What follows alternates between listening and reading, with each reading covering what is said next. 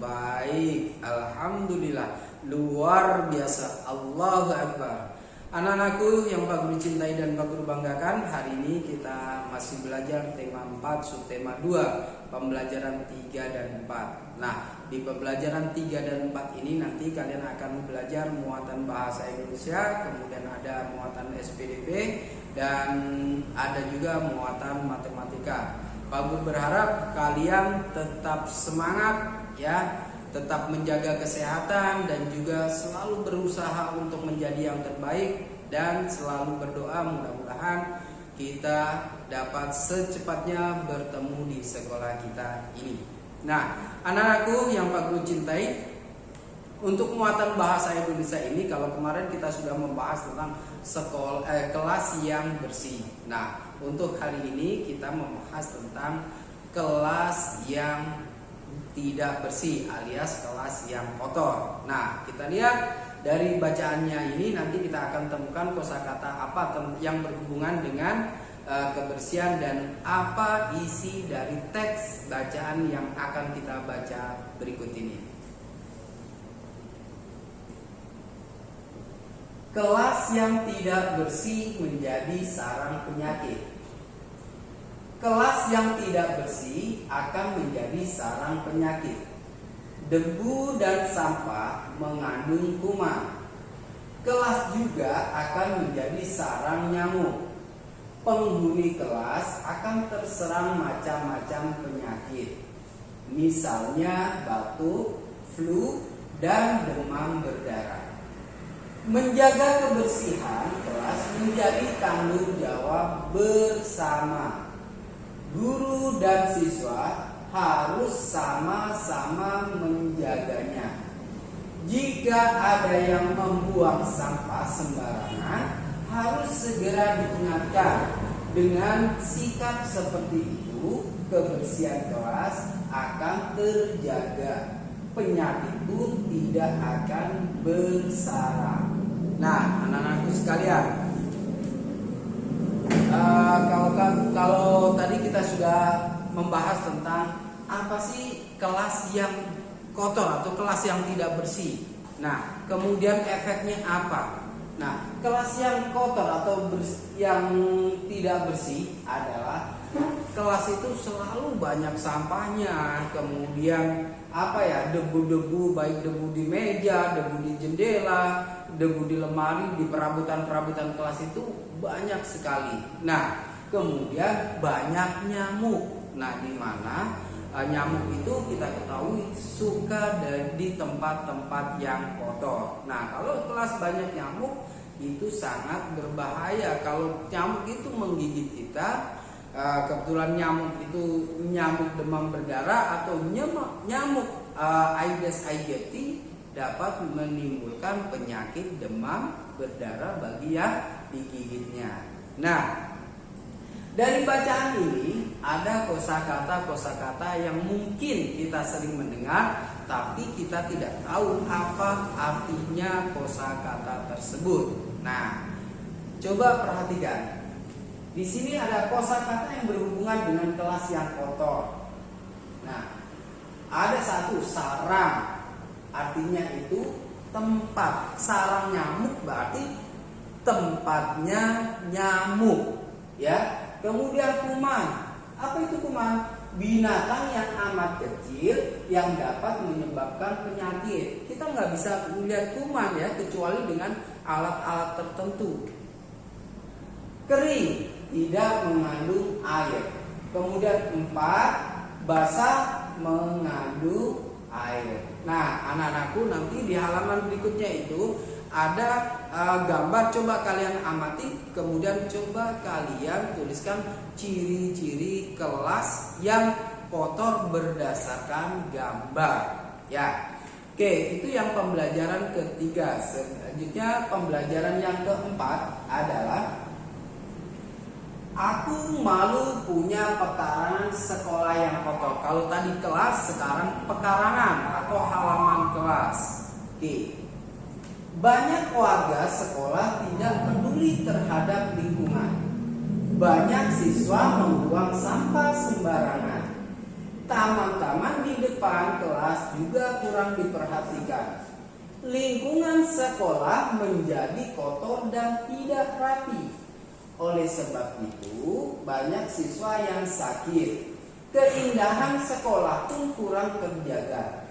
Sudah seharusnya kita membudayakan sikap malu.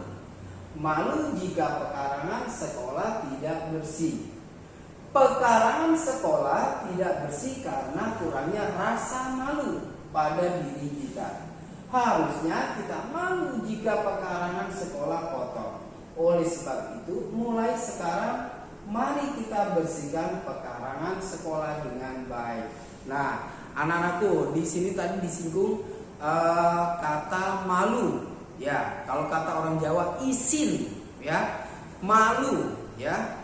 Kalau kita itu punya perasaan malu, berarti insya Allah kita akan terjaga dari perbuatan-perbuatan jelek. Contohnya, malu membuang sampah tidak pada tempatnya, ya kan? Membuang sampah sembarangan perbuatan baik atau jelek? Jelek. Nah, kalau kita punya sikap malu, ya, malu membuang sampah tidak pada tempatnya, insya Allah kelas kita, pekarangan kita juga akan terbebas dari sampah. Malu kalau kelas kita berantakan, berarti hasilnya adalah kelas kita akan selalu rapi. Nah, itu anak-anakku kurang lebih dari isi dari teks yang kita baca. Nah, sekarang coba kita lihat berdasarkan teks ini. Nah, ini ada gambar. Nih, ini berarti kita nggak punya malu kalau seandainya pekarangan sekolah kita bentuknya seperti ini, ya. Nih, kalian bisa amati nih gambarnya. Tempat sampahnya juga berantakan segala macam. Nah, ini berarti orang yang di sekolah itu siswa-siswanya juga nggak punya malu. Sekarang kira-kira apa ciri-ciri sekolah yang atau pekarangan yang kotor? Kita coba lihat. Nih, ciri-ciri pekarangan sekolah yang tidak bersih alias kotor. 1, ada sampah berantakan atau berserakan dan bau. Tadi lihat tempat sampahnya, ya. Sampah di lantai, di halaman, di taman banyak banget. Ini apa? Bau. Karena bau kenapa? Bekas-bekas makanan berceceran di situ. Yang kedua adalah banyak daun yang berserakan, nggak pernah disapu, ya. Nah, yang ketiga adalah tempat sampah berserakan, tempat sampahnya juga tidak teratur, ya, tidak teratur, ya, tidak tertata rapi. Nah, itu, ya. Nah, ada lagi. Yang keempat, banyak rumput yang tidak terpotong. Rumput itu mengganggu tanaman, ya. Rumput liar banyak banget, ya. Sehingga itu sekolah kayaknya nggak ada penghuninya, ya. Kayaknya nggak ada muridnya, ya. Rumputnya panjang-panjang alias tinggi-tinggi, ya. Tidak ada yang ngurusin itu. Nah, itulah salah satunya. Nah, itu ciri-ciri pekarangan yang tidak bersih alias kotor. Nah, alhamdulillah di sekolah kita semua sudah sudah bersih semuanya, baik tamannya, sampahnya. Alhamdulillah, ya. Pak Guru berharap kalian juga tidak hanya di sekolah saja, di rumah juga bisa menjaga kebersihan, ya. Bisa bekerja sama dengan orang tua kalian atau semua anggota keluarga untuk menjaga kebersihan. Kalau di sekolah yang bertanggung jawab menjaga kebersihan adalah semua warga sekolah. Siapa? Murid, guru, kemudian penjaga sekolah dan lain-lain. Baik, itu saja anak-anakku yang dapat Pak Guru sampaikan. Selanjutnya kalian akan belajar dengan muatan SPDP. Terima kasih. Hai, ketemu lagi dengan Bu Miftah. Hari ini kita akan belajar SPDP tema 4, subtema 2, pembelajaran 3 dan 4. Tadi kalian sudah belajar dengan Bapak Sodikin bahasa Indonesia, tentang memahami isi cerita, kemudian mencari kosakata, ya. Sekarang kita akan belajar SPDP masih bagaimana cara memperagakan gerakan tarian yang diambil dari gerakan keseharian. Misalnya kemana Pak? Menyapu lantai, mengepel lantai. Kemudian nanti kita akan belajar biasanya kalau menari itu diiringin apa sih? Ya, kita akan belajar lebih detail lagi, lebih jelas lagi. Memperagakan gerakan tarian dengan iringan musik, ya, dengan iringan musik, ya. Kita perhatikan, gerak tari berasal dari gerak anggota tubuh. Menari bisa menirukan gerakan sehari-hari, seperti yang sudah tadi Bu Guru jelaskan. Kemudian gerakan tarianmu bisa diiringi lagu, ya, bisa lagu, bisa alat musik, atau menggunakan benda-benda yang ada di sekitar.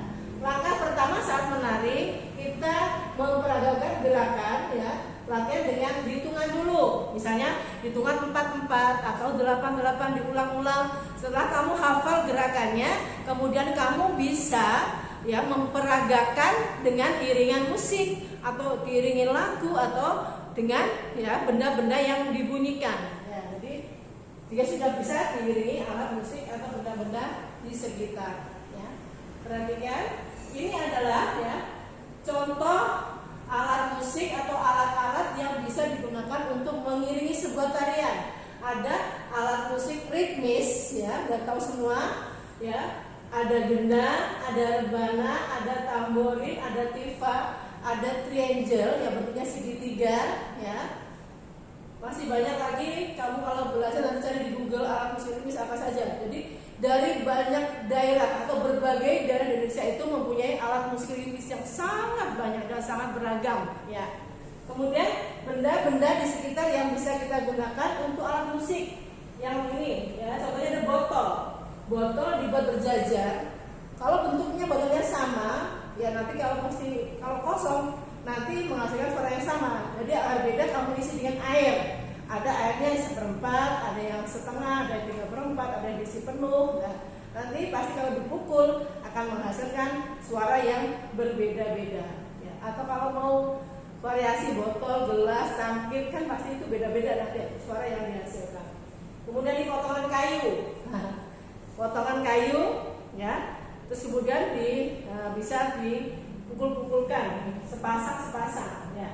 Kemudian ini dari berbagai kaleng bekas, kaleng biskuit dijajar nih, ya. Dipukul dengan menggunakan pulpen atau pensil, ya, bisa digunakan untuk alat musik. Dan kamu kemarin sudah praktek, bagus-bagus semua, alhamdulillah, sudah paham insyaallah, ya. Sekarang memperagakan gerak tari dengan pola lantai dan iringan. Kita akan belajar nih, ya, menari kenapa Bu pakai pola lantai.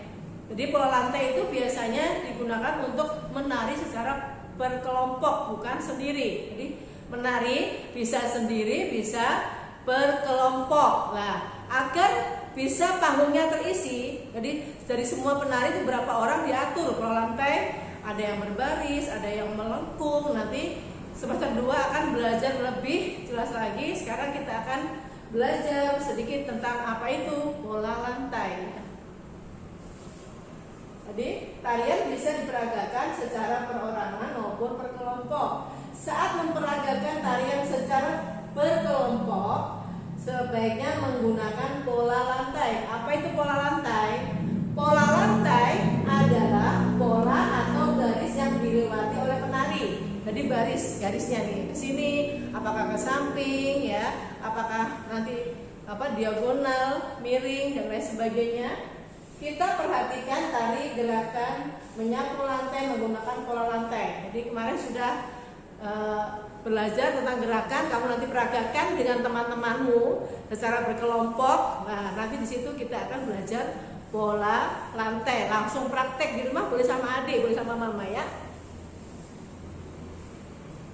Perhatikan gambar dengan teliti. Nah, ini pola lantai ke samping, ya, lurus ke samping, berbaris saja. Jadi nanti kalau kita seandainya naik panggung sudah terisi semua ini, tidak ada tempat-tempat yang kosong karena sudah berbaris, ya. Ini berbaris ke samping, ini baris ke belakang. Nah ini, tapi bisa digabung. Setelah ini nanti gerakan berbaris ke samping boleh dirubah apa dikombinasikan, jadi nggak berdiri terus. Atau bisa berputar nanti yang belakang depan belakang ya. Bisa nanti bisa tampil depan rata, jadi tidak hanya satu orang saja ya. Berikutnya, nah ini pola lantai melengkung. Nah ini ada Siti dan teman-temannya, ada Dayu, ada Lani dan lain sebagainya. Kemudian berikutnya, nah pola lantai melingkar, jadi ganti posisi karena tarian itu kan beberapa menit, bisa 5 menit atau lebih. Nah gerakannya juga banyak, jadi setiap gerakan nanti pola lantainya apa, gerakan berikutnya pola lantainya apa, nanti akan menarik, jadi penonton akan senang dan menimbul apa, tarian akan jadi indah. Udah gerakannya dimulai, pola lantainya juga indah. Ini yang bisa Bu Guru jelaskan untuk SBDP memperagakan gerak tarian sehari-hari dan pola lantai. Setelah ini kalian akan belajar dengan Bu Mar tentang pola bangun datar. Semangat terus, anak-anak hebat, semangat.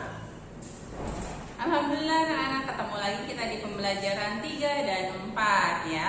Karena sekarang kita udah masuk ke tema keempat, di mana nanti di awal Desember insya Allah kita udah mau PAS. Jadi pembelajaran akan selalu digabung ya nak ya. Nah hari ini, di hari Jumat ini kita akan masuk ke pembelajaran 3 dan 4 ya. Untuk muatan matematika, nanti kita simak pembelajaran tentang apa. Tadi di awal kalian sudah belajar bahasa Indonesia dengan Pak Sodikin, masih tentang kosakata, makna kosakata, lalu memahami teks bacaan dan sebagainya. Lalu dengan Bu Miftah sudah belajar SBDP, masih dengan gerak keseharian ya, gerak menari karena tema kita hidup bersih dan sehat ya. Menarinya jadi lebih kepada kegiatan sehari-hari untuk membersihkan, misalkan menyapu, mengepel dan sebagainya.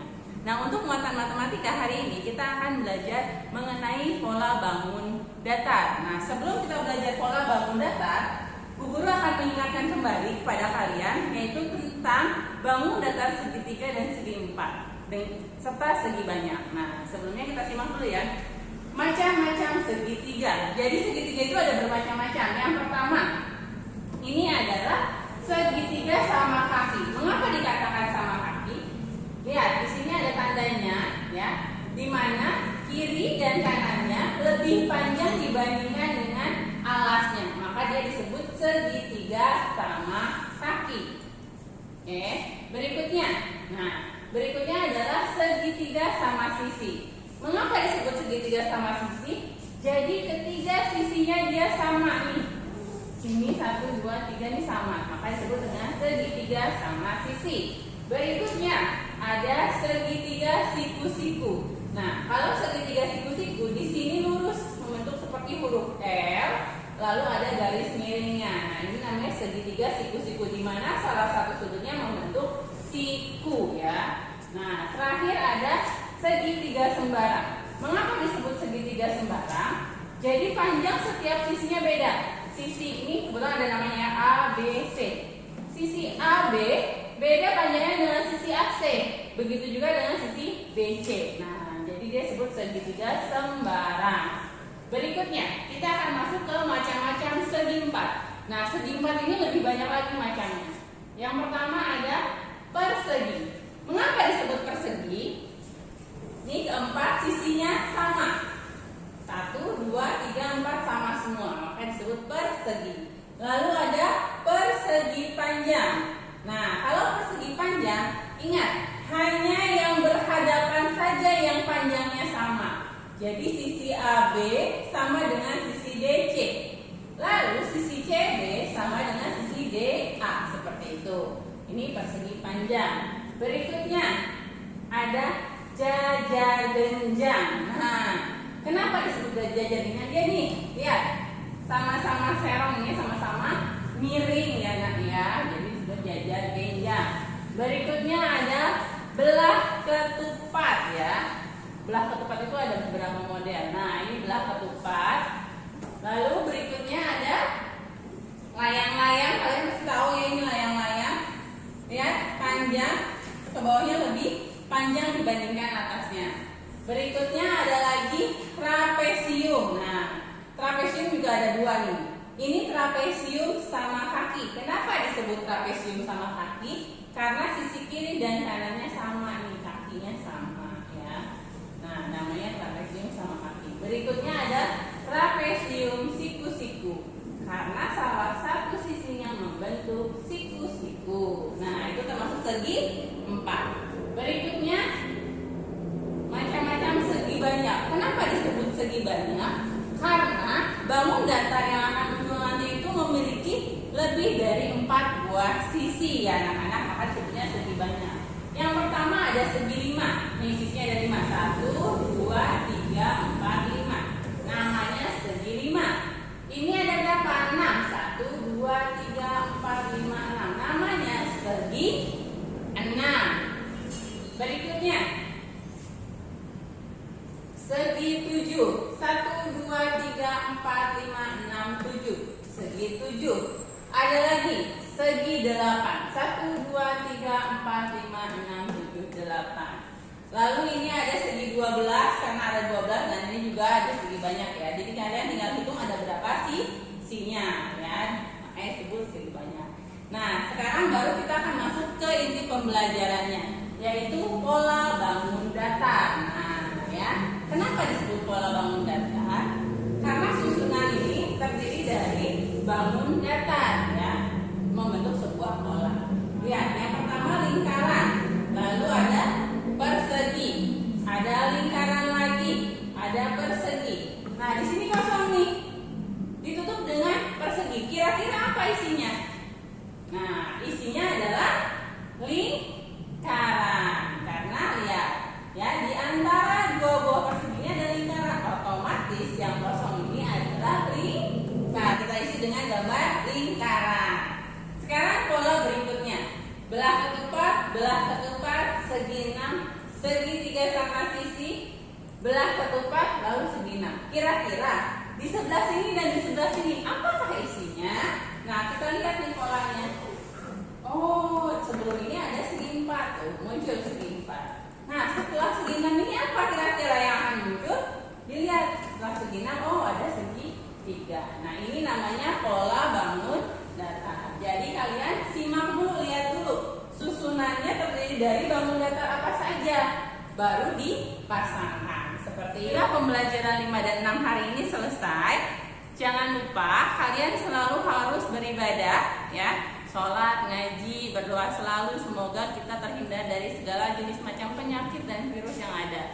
Setelah itu jangan lupa untuk selalu menerapkan 3M, memakai masker, mencuci tangan, dan menjaga jarak. Oke, seperti biasa Bumar ingatkan, bagi siapapun yang mempunyai tetangga, saudara, adik sepupu atau apapun itu namanya yang mau mendaftarkan ke sekolah, ayo segera daftar ke SD Pelita.